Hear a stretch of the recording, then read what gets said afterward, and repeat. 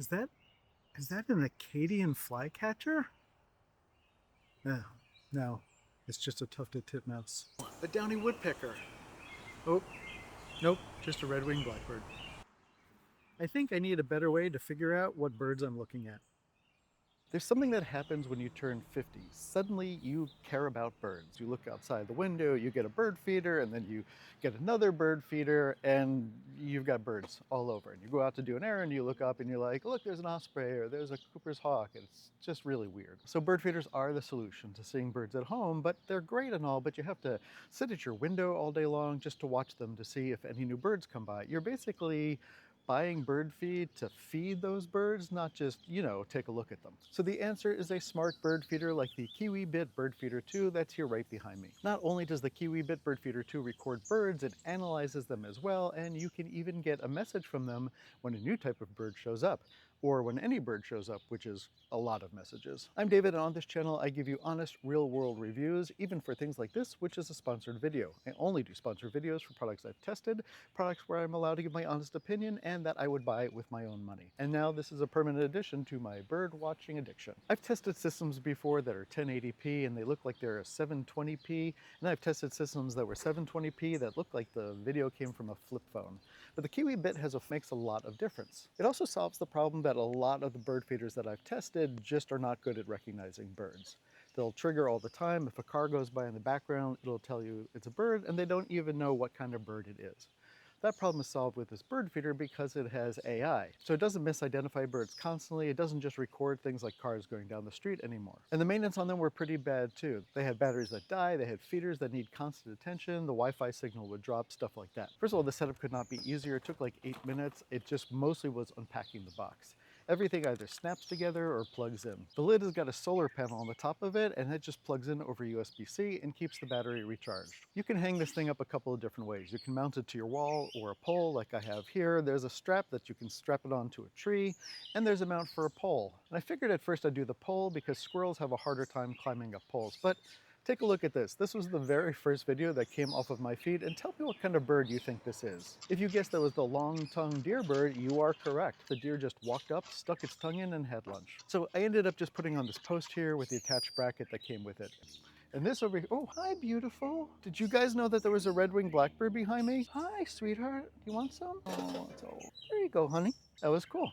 Here's a bracket from one of the feeders that did not work very well. You couldn't even get behind it to charge the battery. This is also plastic and really flimsy, so birds would land on it and the thing would bounce up and down. This bracket, though, is an all-metal bracket. This is not going to go anywhere. And the bracket comes off really easily, so you can just unscrew some screws here, put on the pole bracket if you want to switch it over to the pole. Takes a couple of seconds and you're all good. One tip, if you're going to put this on a post like this, measure first because you don't want this to bang into the bird feeder hook up here. This still comes in and out fine, so it's not really a problem, but measure twice, cut once.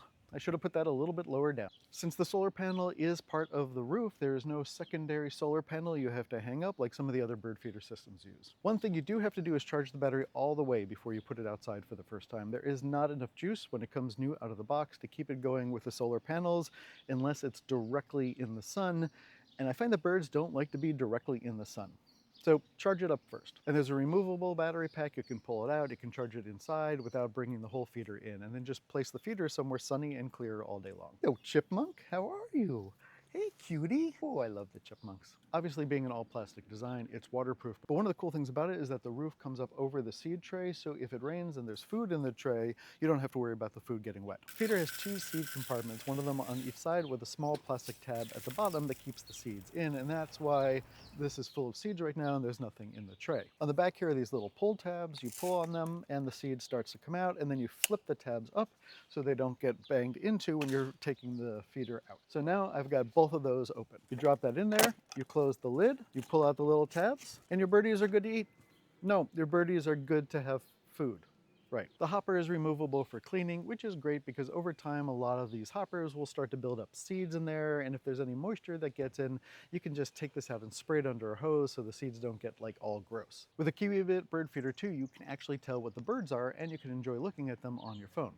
So like look at these birds, for example. This video quality is so much better than any of the other cameras I've tested. So on the home page, the app will show you the different kind of birds that showed up. It'll show you which ones are new. We had a northern raven, that is new. Blue jays, red-winged blackbirds like the one that was just behind me, fish crow, tons of birds over here. Tufted titmouse, I very rarely see them. Also, we seem to have an extreme number of grackles here, and I always thought that there's one, like one type of grackle, we just had a lot of them. But thanks to the app, I know that there are 4 different types of grackles that show up here. That's why there's so many, I guess. When you're looking at a bird, there's a Learn on Wiki at the bottom. There's also an AI-based Ask a Nature agent, and like the default suggestions here are, is this bird migratory? Does it stay year-round? What are some special behaviors of the bird? Where does this bird typically build its nest? You can also see how many times the bird has visited. The northern cardinal has been here 50 times. The common grackle has been here 679 times. Yesterday when I checked it, it had been here 601 times. So it comes about 70 times a day. This one can figure out like what is a squirrel and then just not display the squirrels in the list of birds, but you can go look at the squirrels if you want, like look at this adorable little guy. Because otherwise I'd look at my phone and be like squirrel, squirrel, squirrel, squirrel, squirrel. So you just sit there squirreling on your phone. Kiwibit says that their system can identify 10,000 species of birds, which is a crazy amount of birds. And not all of them are going to come to a feeder. We're unlikely to have an osprey land just to show up and eat the sunflower seeds, but if one did, it would know what it was, and then it would probably grab a picture of it taking a bird away to eat it. The base model of the feeder gives you detection, live streaming, and the ability to record things into the micro SD card. The AI identification system runs on a subscription.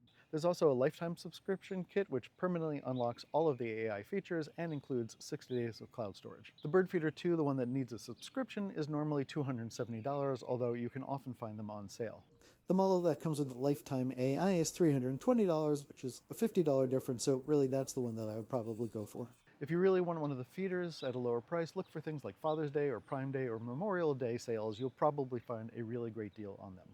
This is by far the best camera bird feeder I have ever used.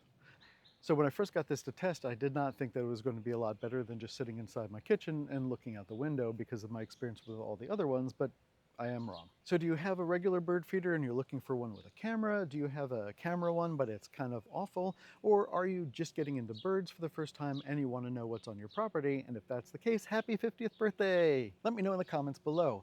I am going to go inside now and get out of the way of all these birds that are circling around me because they really want their breakfast. So for Dave Tries This, I'm David Schloss, and as always, thanks so much for giving this a try.